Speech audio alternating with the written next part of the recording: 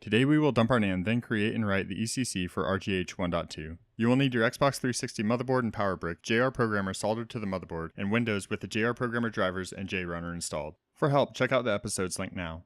Although your Xbox 360 will have the power connected during this part of the tutorial, you should never turn on the power while your JR Programmer is connected to any part of the Xbox 360.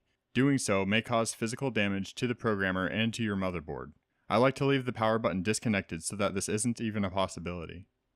Connect the JR Programmer and power to your Xbox 360, then connect the JR Programmer to your PC.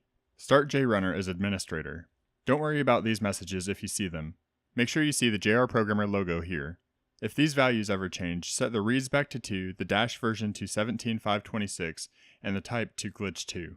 Click Read NAND and the process will begin. If this window pops up, select your system. To determine your NAND size, find the NAND, then Google the part number written on it. The one I have here is 16 megabytes. Make note of any errors like these. Your first read will complete, then your second will begin.